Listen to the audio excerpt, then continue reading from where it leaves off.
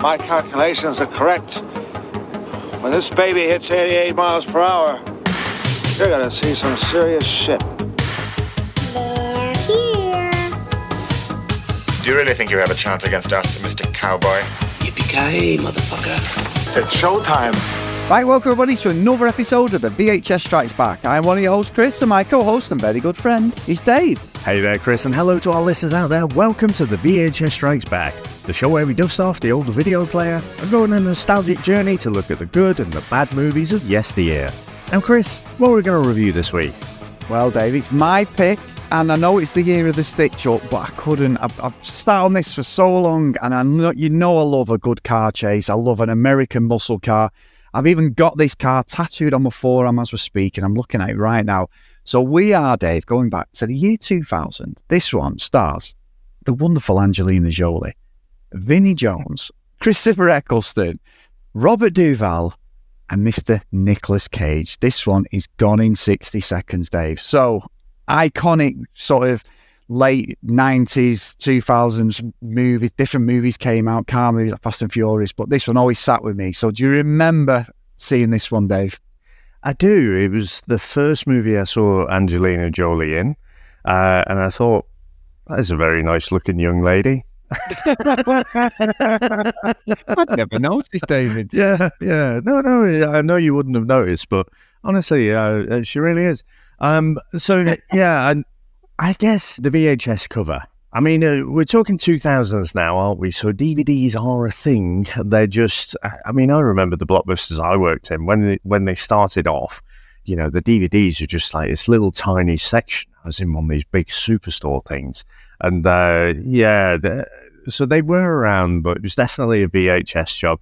I'm trying to think now, I definitely didn't watch it at the cinema. I think I might have got it from Love Film, you know, the precursor to Netflix in the UK. Yeah. So I'm pretty sure I got this through the post, you know, and watched it there. And I think there's something about 2000s movies, Chris. There's something about the aesthetic, the way this is shot. It's clearly LA. It's all very bright on the screen. It looks crisp because they're shooting it in digital. I don't know. The music, the dialogue, the fast pace to it. There's just a certain feel about this time. And like I say, particularly car movies and things like that, like Fast and Furious as well. So, yeah, I remember watching it. I remember enjoying it at the time, but I'm not really as much of a car lover as yourself. Sounds wrong, that. My mind. I've seen a video once of Mr. Tumble loving a fucking car, Dave. Well, it was a lookalike, but anyway, that was circulating at one point. Let's move on. You know, the particular cars, and like, you know, I enjoy them. And this is almost like a car heist movie, isn't it? So it's not my absolute favorite genre, but yeah, I enjoyed it at the time. I mean, how about yourself, Chris? Yeah, I think for me, obviously, we had just before this, didn't we? Con Air was before this, wasn't it, Dave? So Con Air, iconic. And I did pick Con Air. I know it's one of Nicolas Cage's best movies. It ends up in Vegas as well. But this one's just the car chases. And I remember, I think I rented this from Blockbuster. This would have been out on VHS, 100%. Mm-hmm. Again, you're right, the iconic VHS cover. I remember, I didn't know who Angelina Jolie was. I didn't know she was John Voight's daughter. I didn't know, you know, the blonde hair. Didn't realise that it was pretty much for this movie, but I always think, God, she's stunning. You know, like you in these movies, you always had that sort of thing, didn't you? And even when there was a group of guys, there was always like one of the girls there, and she'd had a romance with somebody. So straight away, you know that she's the love interest in Nicolas Cage. But yeah, I just remember watching it, and that GT500, the 967 GT500 Mustang, is even now Eleanor. There's so many replicas out there to get a GT500. And then do it up like they do, because they didn't just, that wasn't stock, that they took parts from other cars and put it on for the movie, and ever since then it's been replicated. And genuinely, if you see them in the UK, they're a plus of like £120,000. In America, they're saying these people who produce them, and honestly, it's become as iconic as like the Smokey and the Bandit car, the Dukes of Hazzard, you know, the Bullet car. Obviously, it's a Mustang as well, but the Bullet car is probably the most iconic one of car for a lot of people. Mine's obviously Smoking the Bandit, but this as well, and the Dukes of Hazzard, this is just one of them cars where he calls it his unicorn and it doesn't need Nicolas Cage, but when I saw it, I was just in love with it. I was like, that is one of the most fucking beautiful and sexiest cars you can get. And I'll be honest, Dave, you say about that, but I could probably make love to that car, Dave. It's that. I ever owned You that could car. Mr. Tumble that bad boy. Mr. Tumble like horse all day long, Dave. But I'll tell you now, it is one of the greatest movie cars that I've ever seen. So I'm not going to be, I'm not going to fucking, he's not going to get a proper review out of me here because that car just beats everything. However, it is at 25% on Rotten Tomatoes. The reviewers fucking hated it. However, the audience, it's at 77%, Dave. It's a cult classic, so it's completely flipped. What do them Bell End reviewers know, Dave? Like me and you, what do we know? So it never bothered me, like what people thought of it. I remember at the time slating it, but I just loved it. I've watched this loads of times, and it is a movie that every couple of years, if I see it on TV or I'll put it on. I haven't got it in my collection, but I just love it. I always seek it out on one of the streaming sites. So I've had it on my list for ages, and I know it should be a stitch-up, but I thought, no, I've got to pick it. I mean, I know I picked Tough Guys, but I thought, I love a good car chase. It takes me back to being a kid. I love the films with car chases, so that's why I picked it. And yes, I'm looking forward to this one. You know, the thing with the older cars, and it does look stunning, I have to say, and there's only a few shots. You get in the, what is that bit that's like... it's almost like a dam or something. It's in like Greece and fucking Terminator 2, and it's that same runway or whatever. It seems to be used in so many different films. You get a little bit of a feel of the aspect ratio of it. You know, the car seems tiny, and when, like, if you're driving about on a Sunday or something and you see some of these classic cars, you realise they're fucking tiny compared to modern cars, or they seem really tiny. And this one looks tiny as well. So, but they don't really. I don't think you can notice it quite as much. I just wonder, like, if it was on your drive and you wouldn't turn it down. Of course you wouldn't, but I think it's actually probably a lot smaller than it looks on the screen.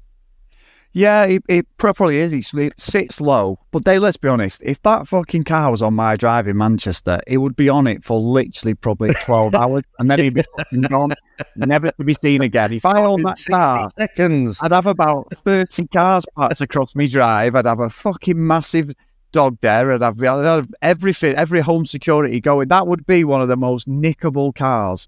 I'd love to have it. Yeah. If I had the money, I would have a whole list of my favourite cars. The Smoking the Bandit Trans Am would be first, without doubt. And then if I had the money, it'd be this, Dukes of Hazzard, you know, even Knight Rider. I'd have them all. And then I would go pure American Muscle. I would just have the noisiest car collection going. I love all American Muscle, not just from the TV show. So this, you're right, it sits well. I've seen one in person, and it was just like, holy shit, that is like the holy grail of cars. If I play any game, a computer game like the Forza games, or I used to play the old GTA games, Forza on Xbox, any racing game, and I've got it on Grand Theft Auto Online, I play that GTA Online, and my favourite cars, I have a full garage of American Muscle, and I've got an Eleanor car, I've got a Mad Max one, which is an Interceptor, it's an Aussie car, I've got them all. The American Muscle, and Jordan like sees them, she's like, they're too slow. You know, if you play against people in races, I'm like, I don't care. Just they just do it for me. Absolutely love them. So, like I say, I'm not going to be probably subject somebody. He's going to be an absolute fucking loving for all the vehicles, I think, this movie, despite how probably shit it is to most people. So I do like the classic kind of Mustang look. I do feel like the old Escorts tried to basically copy that. Capri. Foreman's, yeah. Oh, Capri. That's what copied them. Yeah, but I think my favourite, I think of the 80s kind of Porsche 911, you know, flames down the side. I think I'd very much like, you know, if I had go fuck you boss money, won the lottery or something, first I'd have to play it, but then if I won it, I think that helps. On my shopping list. But second to that, if I'm thinking a more modern car, I'm thinking the Casino Royale Aston Martin DB9, you know, that's I'm not as into the cars as you, but that does float my boat, I have to say. I was saying that I'd have a DB5, Dave, 100%. And Casino Royale, Aston Martin's an amazing car as well. Even though he ends up driving a Mondeo for more in the movie. Yeah. The sponsorship with Ford. He drives a Mondeo more than he does. He flips the Aston Martin, doesn't he, after that car? Yeah. You know what? I was thinking about Daniel Craig, because obviously there's all this talk on that Amazon have just took over the rights to James Bond. They better not fucking show and all that shit. It's just got to be pure James Bond. But the cars, yeah, I'd definitely have a DB5, 100% James Bond, even with the fake gun fucking things at the front. It's got to be Ejector seat. Oh, everything. Well, if Sam's picking me off, Dave, I'll just fucking... But then again, he'd be like the cannibal. Likely to you. Yeah, It's like Roger Moore at the end of the cannibal run. He goes, you got the ejector seat, and he gets in the passenger seat, and he ends up in the water. He'd probably be like, oh, really? I've watched that. See ya. Anyway, we better get into the trailer, aren't we, Dave? No, let's go. Time it took you to buy your ticket. 3.2 minutes. Time it took you to get your popcorn. 2.5 minutes. Time it took them Well, let's go. to steal your car. Hello, ladies. 60 seconds. Move, go. Come on, Sway, baby, work your magic. Hold on, I know you ain't gonna do what I think you're gonna do.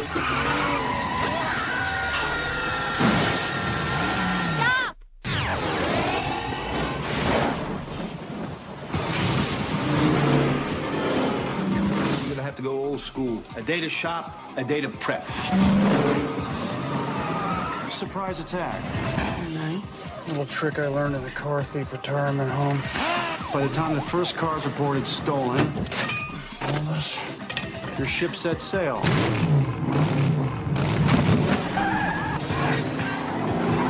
We do this, we do it my way. Hayes was a sucker for a redhead.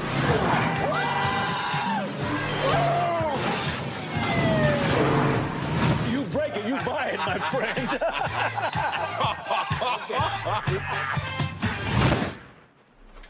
Okay, let's run.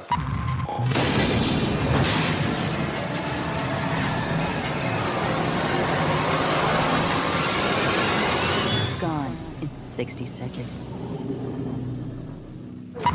What do you think is more exciting, having sex or stealing cars?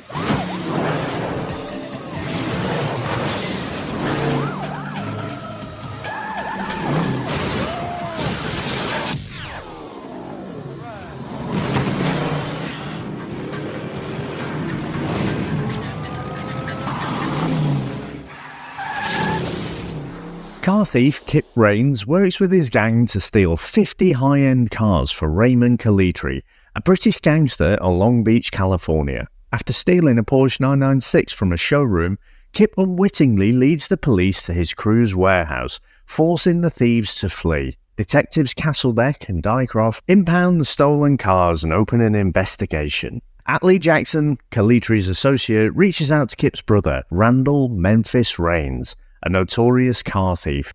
Now, Chris, what do you reckon to the opening of this movie? Well, Dave, I'll come in Chris Phelps, VHS Strikes Back, Bell End of the Week reviewer, and say, none of this movie makes sense whatsoever. And I'll say it from the start, and if you're going to slate it, I will totally understand. Because his brother, who, let's be honest, he shouldn't be out at night because he's actually Phoebe's brother from Friends. He's always going to be Phoebe's brother, isn't he? the one who she has the twins to, which is, she's a surrogate for. He is so unconvincing as, Nicolas Cage's brother, Kip. But the fact that they end up outside this showroom and they're talking, he's with his pals and he's acting all cool and he went, just going to get me tool. And it's a Porsche fucking dealership with probably $2 to $3 million worth of cars. And he throws a brick through the window and there is no cameras, Dave, whatsoever at all. And then he ends up on this thing where he's racing people. He pulls up against this hot blonde with this guy and he slates them and the police come and these mates are going, slow down. But he's like, nah, fuck it. Brings him there. And obviously it just is, they know who it is. The fucking police are there, the helicopters. And I'm watching it even now. I love the movie. I love the cat. And I'm like, that's fucking bullshit. There would have been cameras in that showroom. You do not have a showroom like that with no protection at all, and someone could just brick it and get the keys. It's ridiculous. That's how it is, isn't it? So I'm waiting for what you want to say, but it's nonsense, that bit. Yeah, I mean, I think you just have to park your brain on the outside, don't you, before you start watching this one. Because, you know, being a bit abstract, it made me think of Aliens, one of my absolute favourites. But you've got these Marines, these crack commando-type Marines, and they have been and they have seen action, and these are the crack commando squad. And then you're like, oh, there's something in the walls. Oh, fucking hell, aliens, fucking shoot. Ah! You know, and they just go absolutely to shit. And Kip is supposed to be part of this fucking car heist gang, you know, and he's like, how are we going to do this? It's hardly Ocean's 11, isn't it? I know.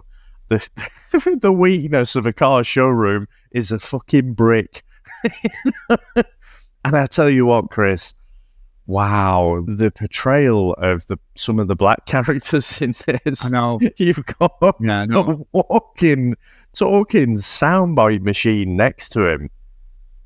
I mean, crikey, he's like RJ out of No Retreat, No Surrender. You know, he literally is there to throw out these stereotypically black person lines. I was just like, fucking hell.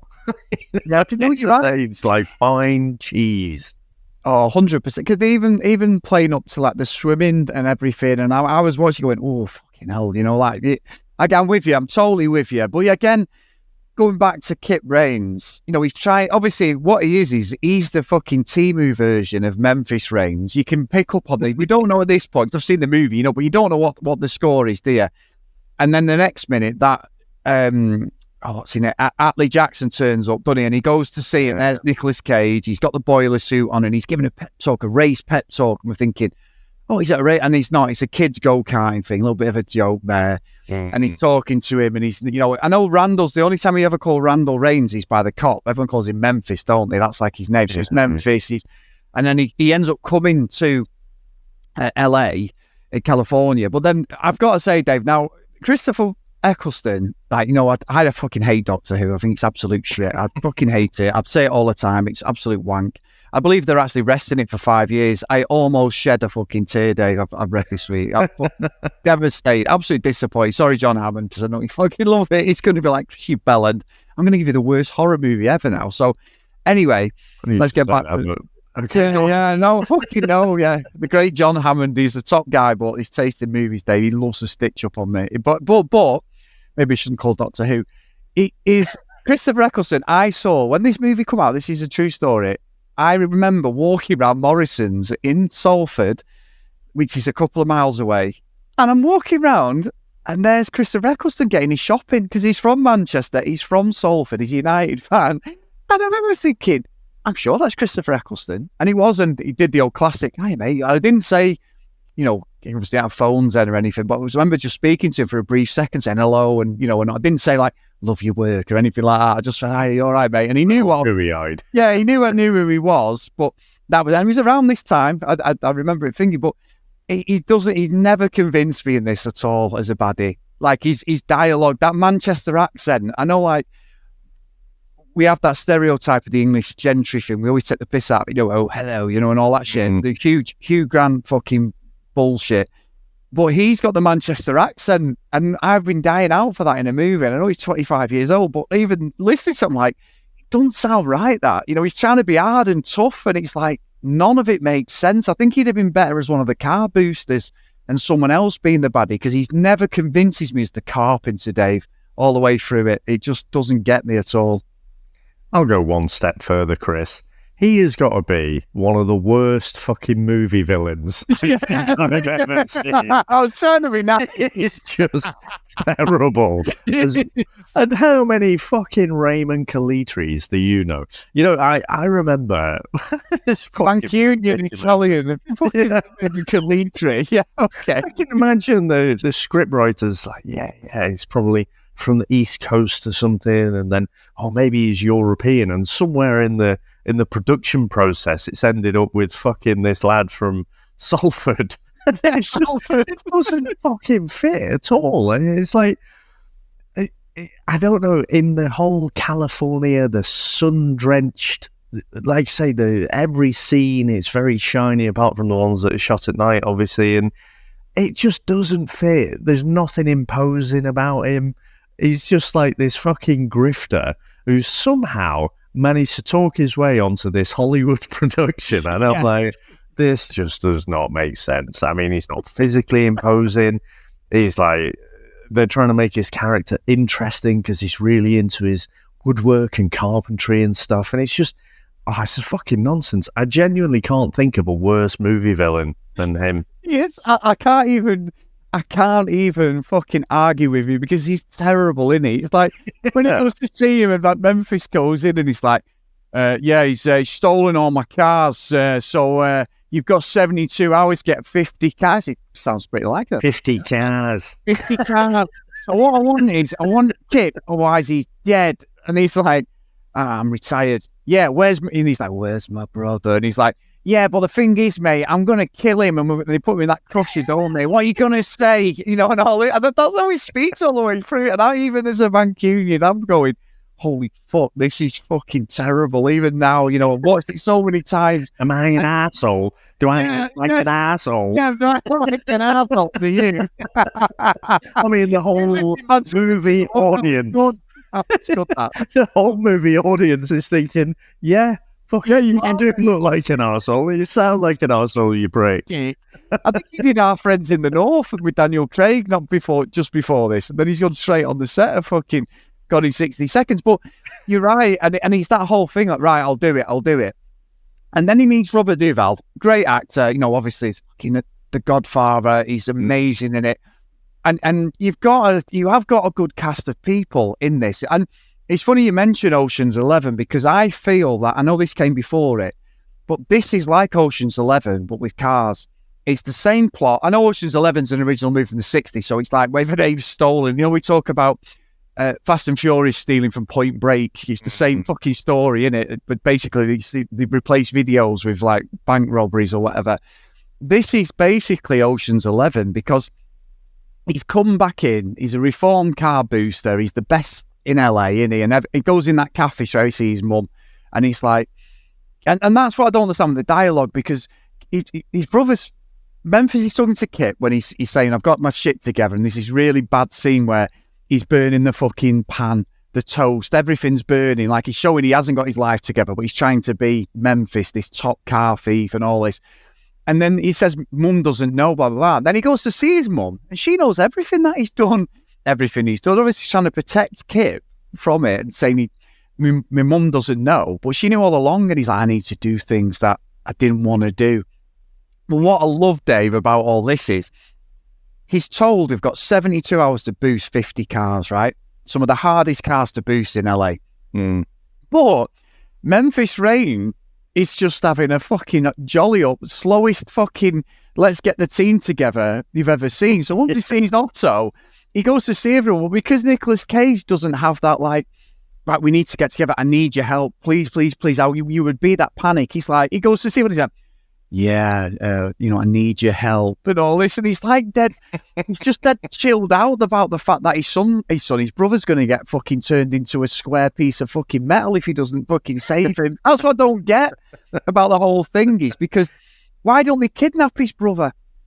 His brother's left to do whatever he wants, innit? If that would have made sense, Kalitri should have kidnapped Kip because then Memphis has got to boost these cars, make it feel like there's a bit of a jeopardy to it, and then he'll release him. We all know there's going to be a showdown, but that's what they're going with. But Kip's allowed to join the team. He could have fucked off. He could have gone to Oldie to Benidorm or whatever. And it's just, that's the one thing I saw with. But it's Nicolas Cage's delivery when he's getting Angelina Jolie on thingy. He's got like the other characters. He's getting them together. Vinnie Jones and all that when he rings. He don't speak fucking.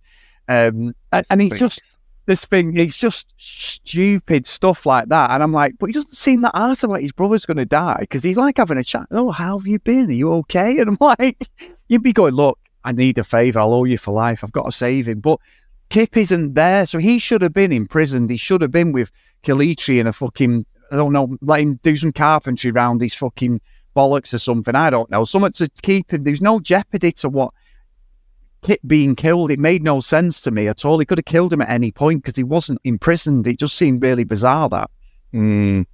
But what about the fact you've got, Detective Roland Castlebeck, you've got Detective Dykoff, so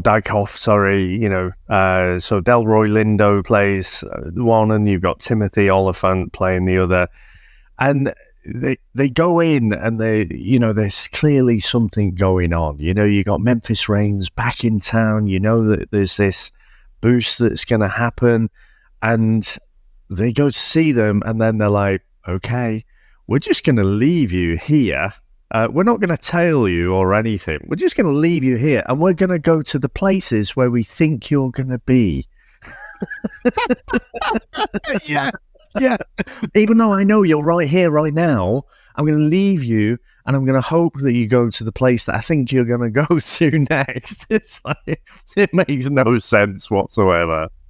No, it doesn't. And I think Timothy Oliphant as well. I know he's a great actor, and like he's got a body of work as he's got older. There's loads of films he was in, but he's fucking terrible in this. Like, he is really bad in this movie. Delroy Lindo's good, and I think he works because he's got that respect for Reigns, hasn't he? No matter what we say, you can see there's a respect there. He knows that he's the best booster. It's weird. They know he's the best booster, but they can't fucking catch him. And he knows it's him, but he still can't catch him. So it makes no sense. So it's like, he is terrible in it. Like, he's like the arsehole copper, isn't he? And he's trying to shake down that guy all the time. They keep going to semi-form, and he keeps reminding me of the Naked Gunman. I was on again that week, that fucking scene at the fucking at the bay thing when they're there, the fishing fucking things there. That guy, and he's like, yeah, tell you about Nordberg, and he went, don't know him. What about now? And then they give this thing we laugh about, don't we? They're swapping the money and all that. Yeah. But Elephant's fucking rubbish in this. He is terrible in this. He's like really bad. I don't know what he's supposed to be.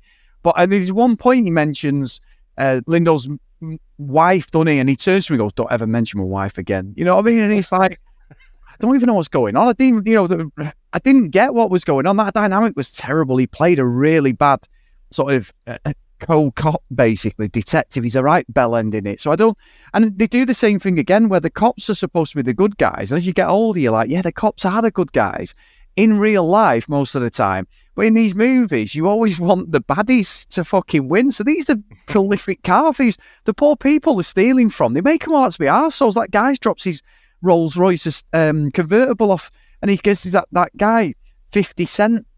And the guy goes, yeah, keep it yourself. And his missus is in there. And he's like, get your fat ass out of my car. And it's like, you're just like, see ya. I don't know. There's so many things wrong with this movie, but I just can't overlook the cars. I know it's silly. There's not a lot of car chases in it, really, Dave. Really. No. It is a heist movie, but I think the music's great. I think the soundtrack is brilliant. There's so many good songs, modern, old, and like, that the opening song to the movie, that I get it wrong, Thing Belly Up, that's always on YouTube Shorts and TikTok when they talk about Eleanor, even though it's not when he drives her, that's not the song that's on, but that's what synonymous, that song's synonymous with Eleanor. So once he sees Eleanor, Dave, that for me, it's Lob on City. Don't give a fuck about the movie. It can be the shittiest movie in the world. I can see that car, and I just love it. And I love the fact that it's the game changer. He's scared of that car. And it doesn't go 160 miles an hour, by the way. There is no way. 275 brake Mustang, it would have hit maybe 120 at tops. No fucking way. Unless they played it up and said it's heavily modified, there's no way it would have hit them speeds at all. So I'll run a helicopter. Yeah. But anyway, I've talked loads there because I'm thinking, but yeah, it is a terrible movie, but I'm not even listening to anything you've got to say, Dave, so you just carry on flagging it off. So. Just on that little point there about how fast the cars go, I know it's a way all of the car movies do this, but they say 0 to 60 in 5 seconds or something like that, but it seems to take them about 30 seconds of movie time because they go through all the gears and they go like, right. 30 to 40. You see another speed up, 40 to 50. Not really quick, baby. It's just always really drawn out. And I'm like, this isn't really that fast, but yeah. But I just want to go back to Timothy Olyphant. I mean, obviously he played Cobb Vanth in The Mandalorian. Yeah. Timothy Olyphant, I agree with you. I mean, his first acting piece was in 1995. This is 2000. He'd done quite a few things, but it's still only like 5 years into his career. I think his part is written particularly badly. I think he's supposed to be this, he's definitely the underling, the submissive cop, isn't he? The more junior person. But, and trying to be funny and just throwing out jokes there that don't land. But I do think part of it is the writing, but part of it's the delivery as well. I don't think he plays a good part. And also, I just feel like he's aged very well. I think, when he's in Mandalorian stuff, he's got the salt pepper hair, hasn't he? I think he's aged better. But you look at this, and I agree, he's not. I don't think he'll particularly look back at this part and think fondly about it. But everyone will, to be honest. No. But yeah, like you say about the cops being the baddies and stuff, I just think fucking pretty incompetent, really. Like I say, they had them all there and then they just buggered off. I think I'm shitting on this movie quite a lot, mainly because there's a lot wrong with it. But it is still enjoyable. There's something just fun about it. You've got such a great cast there. It's a great assembly of cast, a great assembly of great actors. You put in the fact that it's a heist, so it's definitely got that Ocean's 11 feel, 100%. That big entourage and everything. So, yeah, and I think in the trailer, they showed... one part where there's like a bulldozer taking out a car and stuff, and I thought, this is like a bit more Fast and Furious, say. But you're right, it doesn't really spend enough time with the cars and the stunts. So I do think some of the chases are decent, but it is sort of a bit of a mess as well, in terms of just being a bit all over the place. I'm not even sure, I guess you're the testament to it. I guess the car enthusiasts do love this movie, but I don't feel like they spend enough time with the cars to hit that note as well. Yeah, I'm with you. Honestly, I'm with you. Watching it this time, I was like, yeah,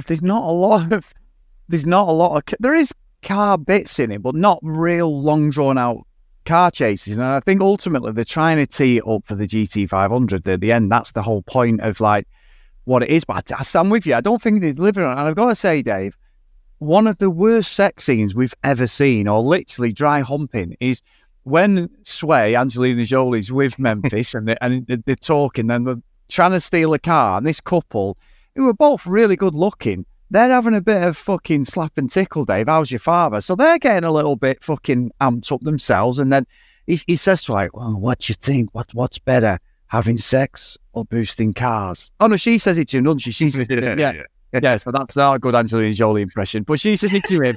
And then, well, what do you think? Boosting cars or having sex? And then he went, well, what about boosting cars while having sex? Or having sex while boosting cars? And then they start... But then he's like, you can tell Nicolas Cage is not a car guy, because he starts going like, yeah, double clutch. And she's going, oh, yeah. And he's going, yeah, gear change, gear linkage and all this. And it's the worst fucking, like, romance. But for some reason, she's fucking diving on him. And then, like, obviously, the next week she has, but that scene is terrible because he's just throwing random things. I'm like, catalytic converter. Oh, yeah, come here, Memphis. It's like, fuck off. And then eventually... Should we go down to Halford's? Yeah. Unleaded fuel. It was just like, oil change. Oh, my God, he's just done a, what's he called? The fucking guy off American Pie is just fucking coming his pants. Oh my God. And Jim. Yeah, Jim, yeah. Oh, I can't believe you've just said fucking Castrol GTX. Yeah, redone. It's just like, off. That is one of the worst fucking scenes in the movie. However, we've not talked about, obviously, Robert Duvall's in it. But you've got, an Oscar nominated actor, Angelina Jolie, Nicolas Cage. They've done things after this. They were nominated for various parts. But the greatest fucking part in the movie, and his greatest probably performance outside of Bullet Tooth Tony, is Mr. Vincent Jones, who says one line literally in the whole movie. He even beats Arnie. We said about Sphinx, then he's a nut job. He's a fucking, I don't know what he is, but he doesn't speak. And then he says one line in the movie at the end, doesn't he, pretty much? And everyone's like, I think he could speak. But his performance, he's literally in it as a cameo, isn't he, really? Yeah, Chris, I don't get the Vinnie Jones thing. I mean, we've not done Lock, Stock, have we? And we should do that at some point. But I don't get it as Vinnie Jones as the Hollywood hard man. Like, he was basically a very limited footballer who, went around basically kicking people to cover the fact that he couldn't really play football that well. And he sort of made a whole persona out of that. But to take that into Hollywood, like, you look at him, it's not like he's a massive guy. And I just don't get the thing with Vinnie Jones. I think, there's that legendary picture, isn't there, where he's fucking grabbing Paul Gascoigne's balls. Like, in the movie, doesn't he? That's what he did. They played also. He grabbed someone's balls in it in that fight. He did actually grab the guy's bollocks when he's saving Memphis. I wonder if Gaza was watching it thinking... It was not at the same time. He's not a tough guy. He's not hard him, Dave. Like, he's not. The hardest one at Wimbledon was John Fashion, who I'm not a fan of at all anyway, but he was the one who was the tough guy. And I think Laurie Sanchez was pretty tough, but Vinnie Jones was just a bullying fucker, one. He was, like I say, he was a shit footballer. The best thing I've ever seen, well, there was two things I remember. I remember him doing Cantona in that game, and we dicked him 3-0, and Cantona, I saw it the other day, again, that volley, which he just controls it in one, and in the air, just whacks it over that dodgy fucker in net for him. Was it... what's he called? The one who was San Seagal. I was going to say Seagal, yeah, with Grobbelaar. And remember that, but I remember him doing Steve McMahon in the 88 final when he should have got sent off within about 4 seconds. And did he get a booking, or did he got? I think he got booked. Yeah. I've been fucking done. And now he'd get a 20-game ban for that challenge, wouldn't he? I'd never forget that. You know what I mean? Steve McMahon, he was a good player, but he did, yeah. But he was a terrible thing. I mean, I watched him in The Gentleman series on Netflix recently, and he's all right in that. He plays like the gamekeeper in it and stuff. And I know there's a show out where he talks about, he's got like it's a farm or whatever he's got. It came out last year on Prime. That's supposed to be pretty good. It's like Clarkson's farm. So that's supposed to be pretty good. But yeah, I've never been a fan. You mean Clarkson's tax dodge? I love Clarkson's farm, David. I'm sorry. I don't know what you're talking about. Let's not go down that route. But I would love to go to that shop and buy some stuff today. I'm one of the mugs, probably. I love that show. But yeah, it is Clarkson's tax dodge. I agree. But yeah, Vinnie Jones, I just don't get it at all. I'm with you. I don't get. And obviously after this, he plays Juggernaut, done he, in X-Men 3, about 2003, 2004. His career is weird. He's done some terrible movies. I mean, I've seen The Rise of the Foot Soldier recently, playing one of the guys in that from a couple of years ago. I mean, The Rise of the Foot Soldier, they're actually older and have played the characters longer than the guys who they're playing, them 3 bloody gangsters. He was in that as well as Bernard O'Mahony. He was in that. But yeah, I don't get it. And I don't get the whole thing around him at all. I remember him saying, there is a great story, and he's just put my interest about this movie, was when they were filming it, Vinnie Jones tells a story about they're all like actors, aren't they? And he's not really an actor. And he sat there on set, and fucking Nicolas Cage is doing like 50 press-ups and telling all these tough guy stories and everything. And I remember he says something like, I'm thinking, what the fuck am I doing here with all these people? So I'll have to dig it out. But there is a story he tells about this set. Nicolas Cage is there like one-handed press-ups and trying to impress Angelina Jolie and all this stuff, like fucking telling tough, one of them, like, 11, 10 guys. Like Like the Ross Kemp thing in X. I was just thinking Ross Vinnie Jones as well. With Vinnie Jones as well. But the same thing, and he says, I'll have him and all that. And then when he sees him, he shits himself from you and all that. You know, so he's like that. Vinnie Jones is telling that story. It's almost as if Ricky Gervais was like, I'm going to use that. Yeah. That's exactly what happens. It's a really... It does tell a good story. But yeah, I mean, I know he's gone through a lot with losing his wife and everything, and I watched him on that football thing with Harry Redknapp.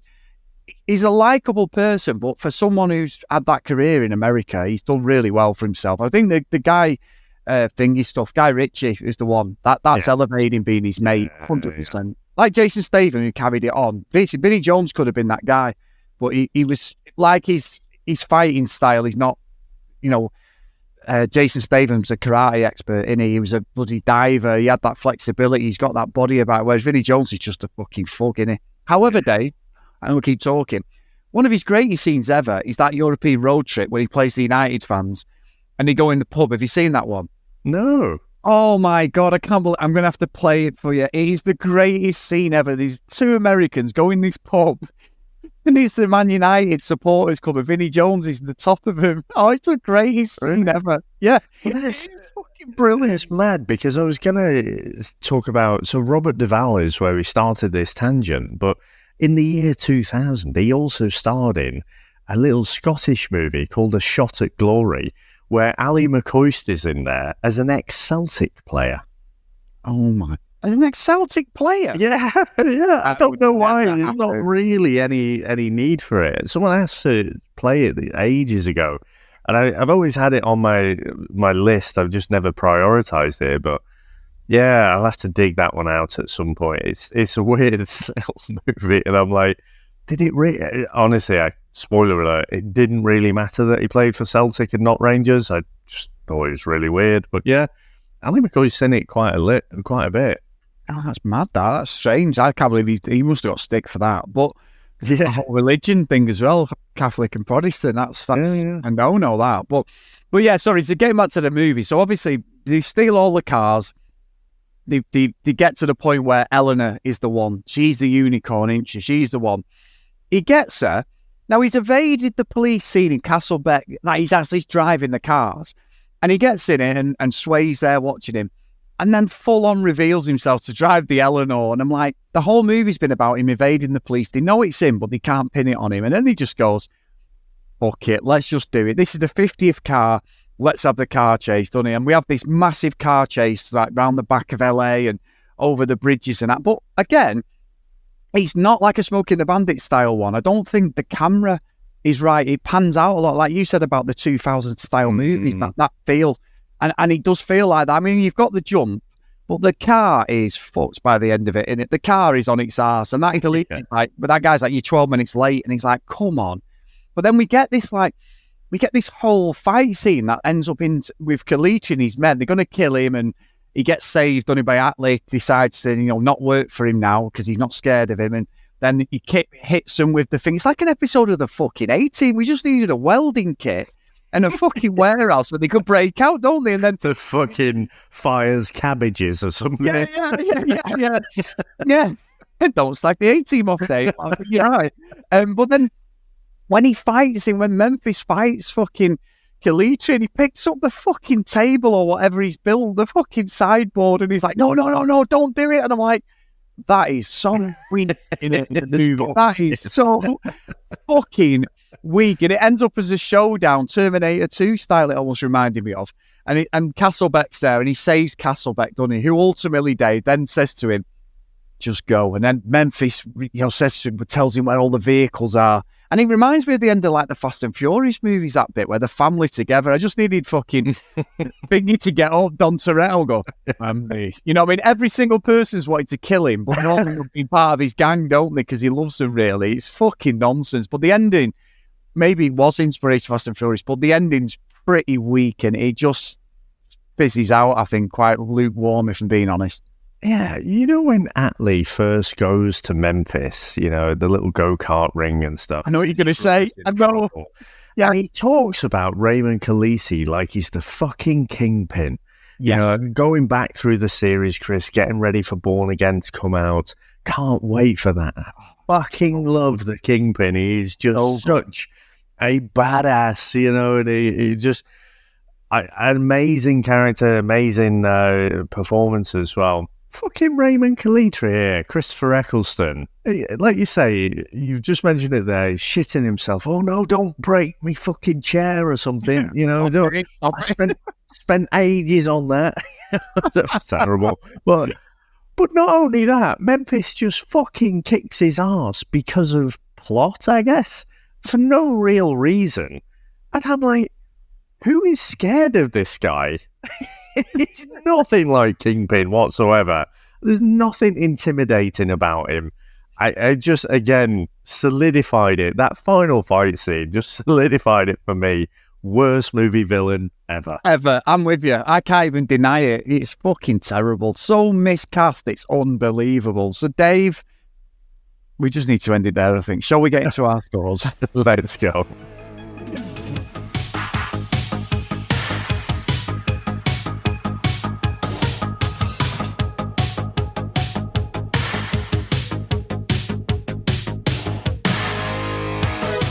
So honestly, like I say, I can't be subjective on the movie. It is poor, and I've had a good laugh talking about some of the terrible bits. Like you say, the worst, feeblest bad guy we've ever fucking seen in a movie. Terrible. The Manchester accent doesn't work.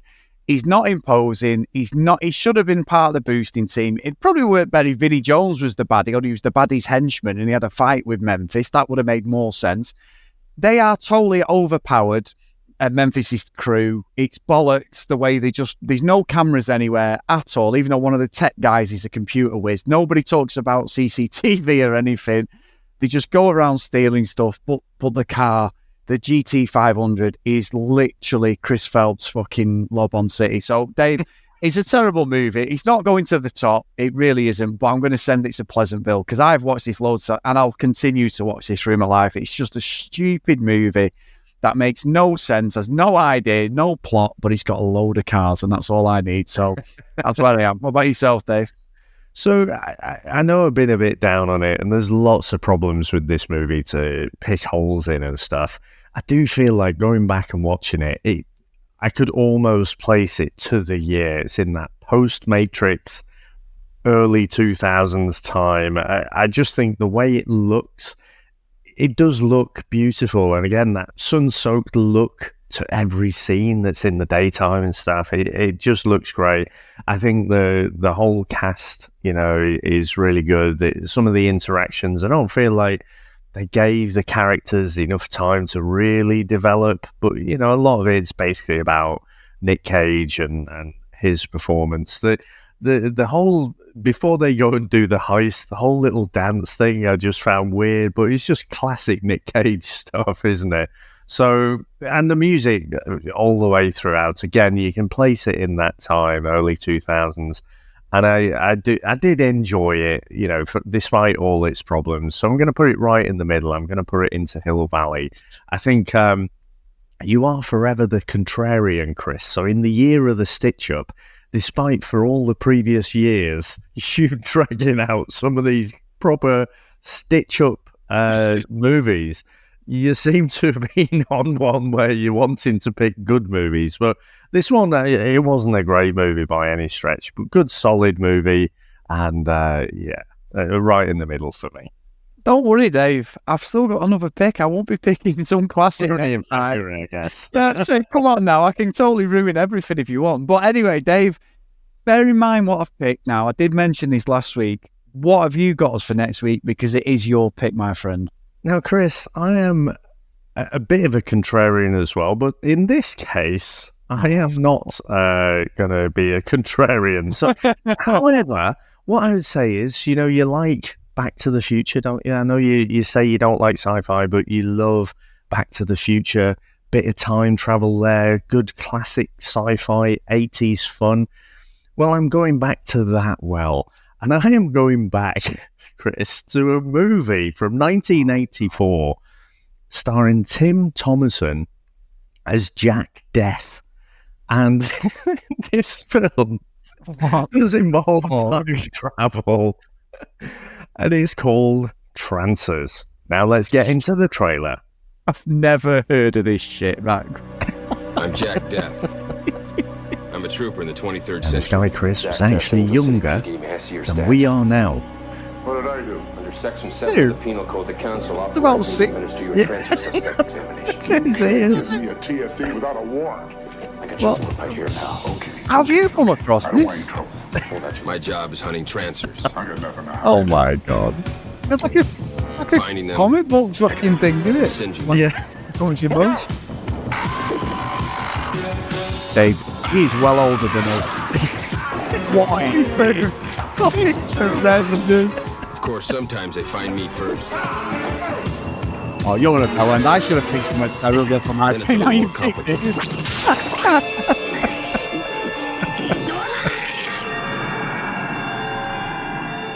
How do you know Whistler's location? We monitored a line disruption. Oh, in this Los is right in Angeles, your December wheelhouse, isn't it? 1985. Absolutely. Van Zant, Ash, and I all had ancestors. Oh, he's in out the somewhere city. else. Is that wig? If you think I'm Yeah. bringing that scum up the line, you got the wrong trooper. Unless you stop Whistler, everything the council has Well, accomplished. okay, we look good for our age. I'm not being funny. Okay, let's say I believe this. I had to look it up. I'm like, and you're chasing this guy Piper. how old is this guy? Why doesn't he just turn you into one of these zombies? Or me? Trancing only works on squids, people with weak minds, easily controlled. Lena, I'm from another time, another world. That's Treat William. I don't even know what you people eat for lunch. Okay, I got fried It's, rice, egg Helen rolls, Hunt. beef chow Helen mein, Hunt, no, the guy on the right. What is he? Tim Thomason. Oh, is that him? I thought it was rough in the Jack 23rd Death. century. This is the other guy? That's because they do the Grecian 2000. Oh, right. Guy? Jack, How's my tan? Oh, it's getting hotter all the time. Jack. You know what you have? I guess Okay, I just this was- attract a certain element no matter what century I'm in. Oh, yeah. This is amazing. Oh, insane. No. It's not the same guy. Look. Over here, Ashby! Well, let's get away. Who is? Yeah. Hey, oh, get away, didn't it? You're running next. Oh, I'm just going to get away on my Vespa. what is I can't find cops, We're fucking not having this old stupid one. Fucking brilliant. Oh my god. Oh, well, what is He's this? never even been here before. Trancers. Left his back, he's never even been here before. That is the greatest line ever. Fuck. Oh no, Chris. Oh no. The greatest line ever from this movie is he goes back in time and his hair's all dry, but he likes his slick back look. And so he puts some water on his hair and he's like, dry hairs for squids. Squids are like the weak-minded people who can get taken over and zombified. So I wouldn't even say I love this movie, but it was one that I saw when I was a kid. And it was just, there was so little on TV at the time. And I thought of this one, and I thought you'd love it. But it is going to be horrendously bad. But I do feel like it could get into the so bad it's good kind of scale. I swear to God, we must be the only fucking podcast that's ever covered this. I'll probably go online and, well, I've never heard of it, Dave. Anyway, that is fucking brilliant. That looks amazing. Doesn't look like the same guy, but it's fucking Grecian and a slick back. He looks like two different fucking actors. Brilliant. If you want to email us, the VHS Strikes Back at gmail.com. If you want to follow us on social media at VHS Strikes Back. If you do want to support us, please get over to patreon.com/the VHS Strikes Back. So, the roll call of honour and a big thank you to Gareth, Mike, Lee, Helen, Dylan, Dan, Justin, Susan, Timothy, Matt, Hales, Ken, Looking Under the Green, Herbs, Jack, Math, Blake, John Hammond, and Mr. Tony Farina. So thank you so much, everyone, for your support. We really appreciate it. And that, Dave, is going to be glorious next week. So all I've got to say to you, Mr. Horrocks, is what have you got to take us out with today? Honestly, I cannot wait for next week. Oh, it's on Amazon Prime at the minute. Oh, which means it'll be taken off That'll be off in a week or so. But, so nice and easy to get there. Now, Chris, I thought for the little musical number, like I say, everything about this movie, Screen 2000s, I thought okay, let's think about the music in that time. And you had things like the Chemical Brothers, you had Beck, and you had all this kind of music which was very sample driven, a very specific style from around that time. So I haven't done one like this before, and I thought I'd go full in to the dance kind of sound. And I think I remember saying to you, like, even in my band days, I used, because it was really easy, I think I was using a Sony Acid Studio or something to pull in these drum beats and samples and stuff. And so I did used to play around with putting together my own little songs. And so it sort of reminds me of those. So here we go.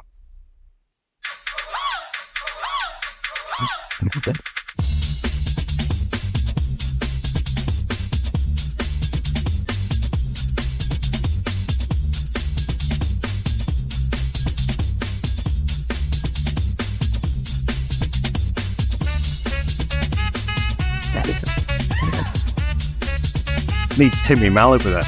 Oh yeah. Oh yeah.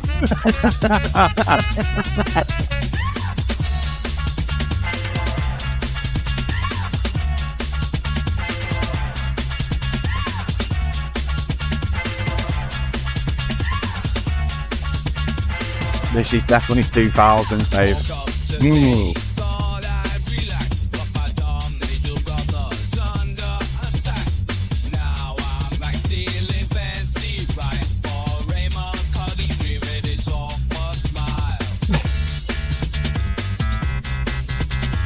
Yeah, yeah, it's coffee. I don't want to sound like that.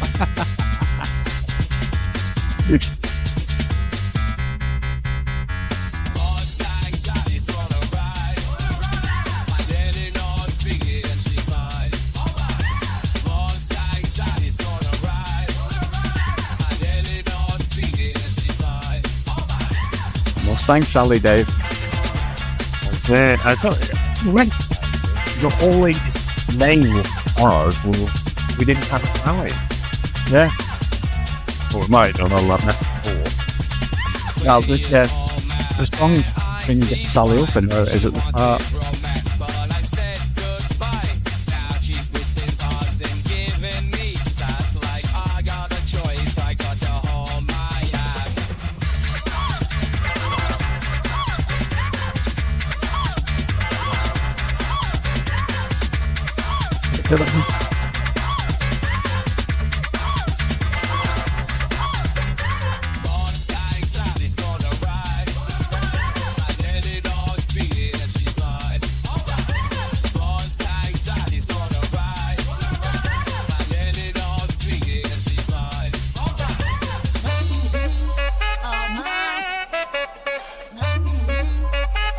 I like that, Dave.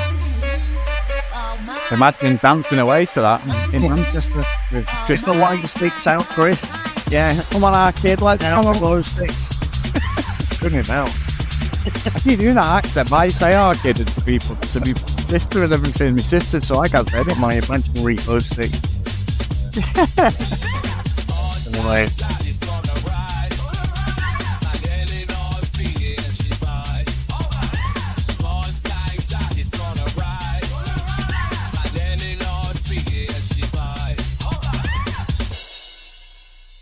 I like that one, Dave.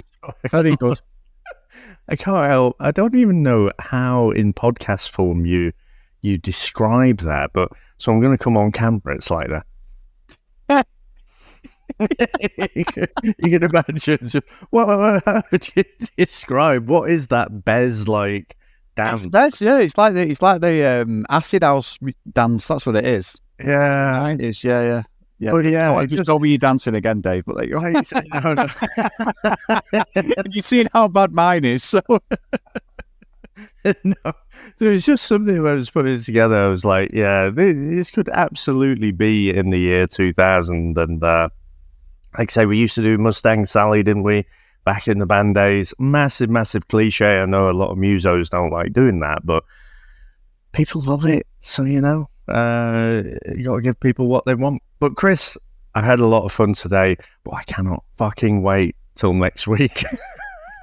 I can't, funny enough, because that looks fucking tremendous, to be honest.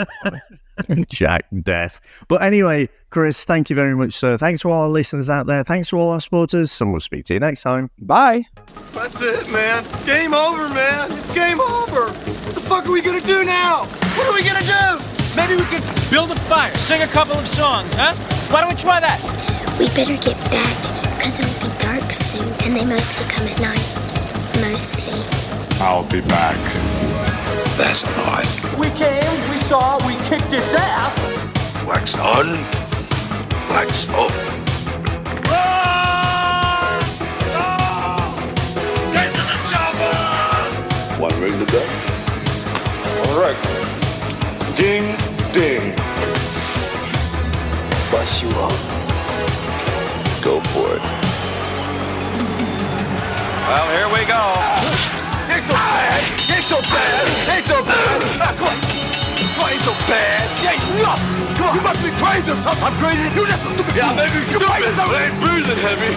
He's a fool. He's stupid. I'll see you in 6 months.